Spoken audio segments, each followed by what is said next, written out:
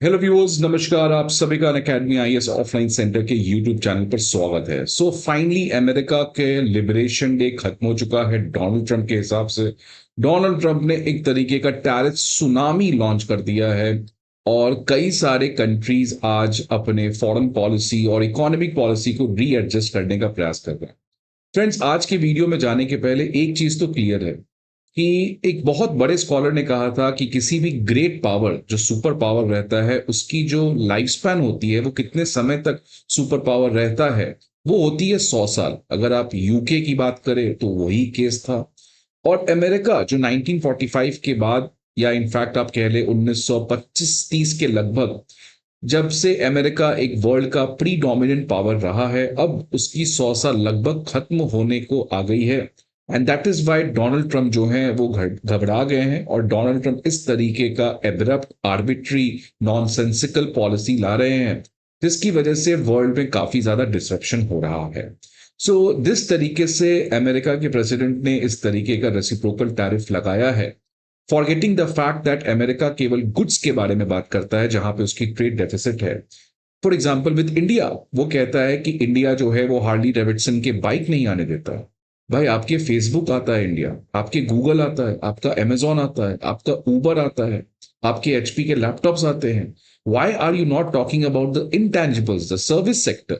सो इसलिए यूएस की ये सो कॉल्ड हिपोक्रेसी है, otherwise there is nothing sense in that. But friends, आज के सेशन में क्यों मैं बात कर रहा हूं इन चीजों के बारे में? बिकॉज इस पूरे चीज में, इस पूरे केओस में, there's one country which is probably going to become a silent winner, and that is India. Because India के फंडामेंटल्स और इंडिया का जो ये पूरा रेसिप्रोकल टैरिफ के केओस में परफॉर्मेंस है, दैट इज रिमार्केबल। और ये बताता है कि आज जिस तरीके से हमें विकसित भारत बनने का एक एस्पिरेशनल सपना देखे हैं, that will eventually become much more faster because of this Donald Trump's reciprocal tariff. इसको अब फ्रेंड्स आप समझिए पहले यहां पे कि जिस तरीके के डोनाल्ड ट्रंप ने टैरिफ लगाया है वो इंडिया को एशियन कंट्रीज में सबसे कम है। चाइना को 34%, थाईलैंड को 36%, Indonesia 32%, Vietnam 46%, Bangladesh 37%, Sri Lanka 44% and Pakistan even 29%। Which means that India के ऊपर जो टैरिफ लगाया गया है वो रिलेटिवली कम लगाया गया है, जिसकी वजह से आने वाले समय में इंडिया के गुड्स जो हैं वो काफी ज्यादा कॉम्पिटिटिव होंगे। इससे दो चीज तो पता चल गया कि आज अमेरिका का, चाहे रिपब्लिकन पार्टी हो या डेमोक्रेट पार्टी हो, आज India enjoys a much more support in the US Congress. और दूसरा है कि इसका इम्पैक्ट ये होगा कि ये जितने भी कंपनीज हैं आज जो चाइना से अपने आप को डाइवर्सिफाई कर रहे थे, वियतनाम जा रहे थे, इंडोनेशिया जा रहे थे, टेक्सटाइल कंपनीज बांग्लादेश जा रहे थे, आज उनको अपने इस पॉलिसी को रीओरिएंट करना पड़ेगा। बिकॉज वियतनाम का एग्जाम्पल देख लीजिए, 46%।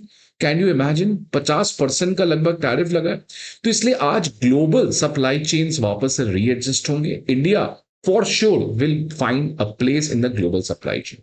डोनाल्ड ट्रंप इंडिया के साथ 9 अक्टूबर, क्योंकि ये जो टैरिफ है ये 9 तारीख को फाइनली एक्टिवेट होगी। उसके पहले रिपोर्ट आया कि डोनाल्ड ट्रंप ने इंडियन एडमिनिस्ट्रेशन से बात किया इसके बारे में। अब स्टॉक मार्केट देखें, अब पूरी दुनिया का कोलैप्स कर गया। लेकिन अगर आप देखेंगे जर्मनी, जिसके ऊपर 20% का टैरिफ लगाया गया है, उसका 9% स्टॉक मार्केट कोलैप्स किया।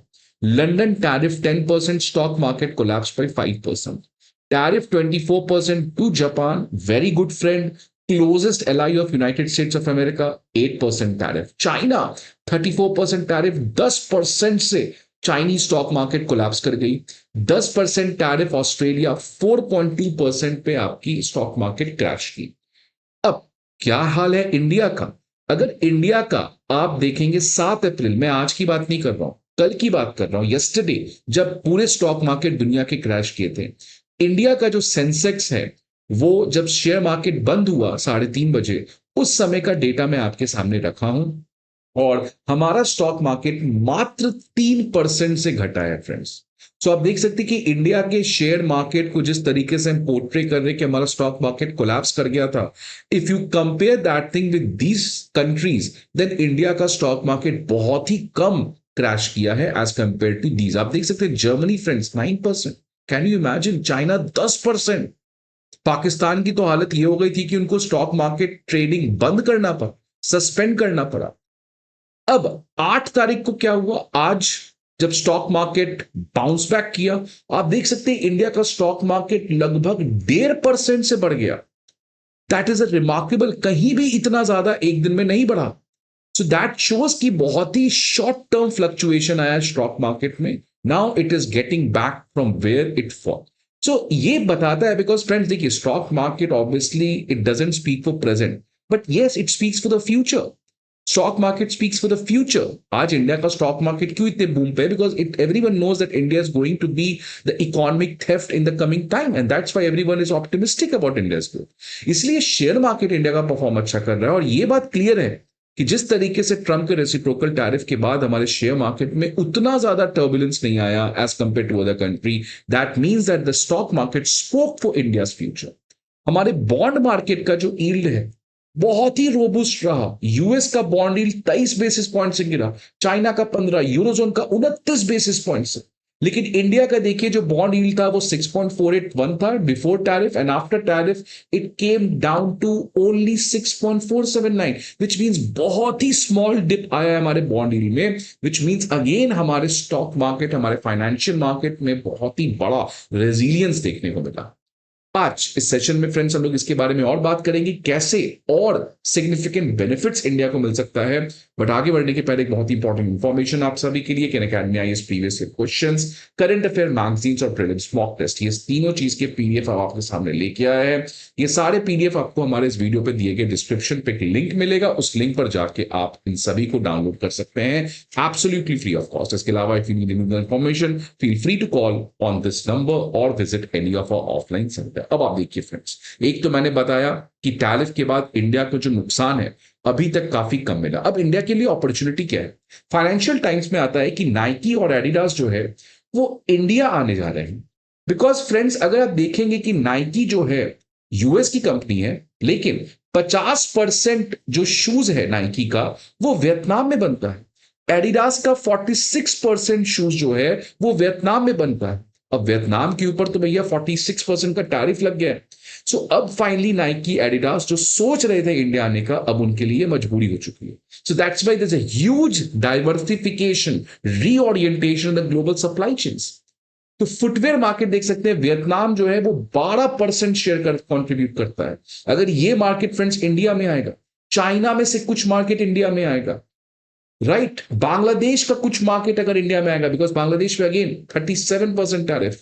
सो ये इंडिया के लिए बहुत बड़ी अपॉर्चुनिटी है फ्रेंड्स, क्योंकि सबसे बड़ा फायदा है, एक तो हमारा ग्रोथ होगा, लेकिन फुटवेयर इंडस्ट्रीज के साथ फायदा क्या है कि सबसे ज्यादा जॉब क्रिएटिंग इंडस्ट्री है, जिसकी वजह से इंडिया में ह्यूज अमाउंट ऑफ जॉब्स आने वाले समय में क्रिएट हो सकता है।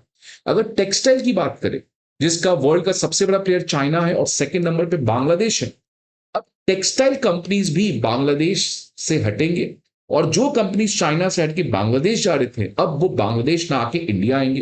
बिकॉज ट्रंप ने मैसेज दे दिया है, ऑल्दो हो सकता है ट्रंप और बांग्लादेश के बीच में कुछ पार्शियल सेटलमेंट हो जाए, बट एनीवेज एक तो मैसेज चला ही गया है कि भाई बांग्लादेश के ऊपर 37% आज लगाए तो कल भी लगा सकते हैं। सो ट्रंप को जो करना था वो कर दिया, अब हो सकता है वो चेंज करे, बट जो उसको मैसेज देना था, जो लार्जर पिक्चर उसको स्टैब्लिश करना था, know that is done. So that is a great thing for India. So textile sector भी बहुत ज्यादा इंडिया आने वाला है। बांग्लादेश तो पैनिक हो चुका है, मोहम्मद यूनुस ने इमरजेंसी मीटिंग बुलाया, फिर आज उसने चिट्ठी लिख दिया डोनाल्ड ट्रंप को कि हम आपके एजेंडा का पूरी समर्थन करते हैं, प्लीज बैक कर रहे हैं, 3 महीने के लिए सस्पेंड करिए। तो ये टेक्सटाइल क्राइसिस जो बांग्लादेश में आ सकता है, जो ऑलरेडी पिछले 5-6 महीने से आ रहा है because of socio political economic problem which Bangladesh is suffering from. So this is again an excellent opportunity for India in textile. Again, very very job creating sector.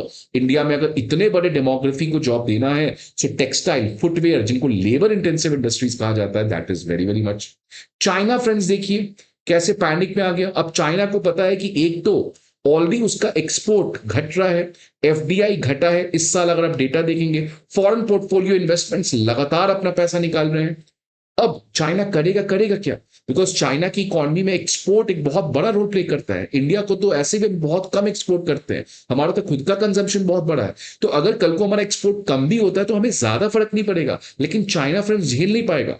और इसी पैनिक में आकर अब खबर ये आ रही है बिजनेस टाइम्स में कि चाइना अपने एक्सपोर्ट को बढ़ाने के लिए जो युआन है उसको डी वैल्यू करने जा रहा है, मतलब किसी तरीके से अपने एक्सपोर्ट को बचाने का प्रयास कर रहा है। Which mean Donald Trump was right जब उन्होंने कहा ट्वीट करके कि चाइना पैनिक कर गया, उसको ये कदम नहीं उठाना चाहिए था। अब चाइना एक और बड़ा सीक्रेटिव प्लान बना रहा है कि अगर इंडिया और मान लीजिए ये चाइना और ये यूएस है, चाइना से कोई सामान जाएगा यूएस में लगभग 34% प्लस 20% का पुराना टैरिफ, 54% का टैरिफ लगेगा।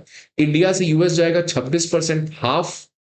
तो चाइना क्या करेगा, चाइना पहले ये सारा सामान आसियान भेजेगा, आसियान और चाइना के बीच में एफटीए है, आसियान इंडिया के बीच में एफटीए है, और इंडिया से फिर यूएस भेजेगा, या चाइना डायरेक्टली इंडिया को भेजेगा और इंडिया से ये सामान यूएस को भेजेगा, जिसके थ्रू वो ओरिजिन को छुपाकर एक कम टैरिफ लगे।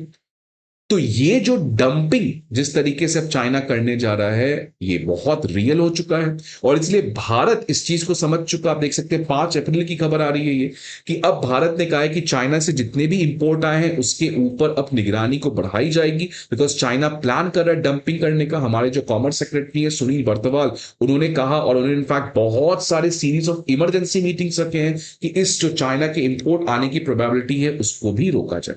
So let me try to draw the conclusion, friends. 2008 का ग्लोबल फाइनेंशियल क्राइसिस, जैसे 1945 सेकेंड वर्ल्ड वॉर, अमेरिका ने न्यूक्लियर अटैक किया जापान के ऊपर और अमेरिका ने बता दिया कौन है America. 2008 global financial crisis, America की लेहमन ब्रदर्स कोलैप्स कर गई, यहीं से स्टार्ट हुआ था राइज ऑफ चाइना। तो लोग बहुत खुश थे, चाइना मसीहा है, चाइना ये है। आज अमेरिका की तो आप देख ही सकते हैं कैसे एग्रेशन दुनिया झेल रहा है, चाइना के ऊपर जो ट्रस्ट है वो भी एक्सपोज हो चुका है। सो आज जो कोविड के बाद और अब जो ये मौका आया है जिसकी वजह से फिर से वर्ल्ड में कंप्लीट डिस्ट्रप्शन होने जा रहा है, so this 2025 is the moment, it is the turning point now, not for US, not for China. This year is for India, and this year will mark India's beginning of 21st century, which is going to be Asian century, but more importantly, it is going to be the century of Indians, the Indian young people. और इसी चीज के बारे में आनंद महिंद्रा, हमारे one of the important businessman, उन्होंने कहा है कि इंडिया के लिए एक सिग्निफिकेंट अपॉर्चुनिटी है। अगर इंडिया इस अपॉर्चुनिटी को गवाता है then history will never forgive us. So friends, आपके क्या व्यूज हैं इस पूरे रेसिप्रोकल टैरिफ और इन सभी चीजों के बारे में? Please let me in the comment box. I hope आपको ये वीडियो अच्छा लगे। See you again some another video. Till then, good bye and take care.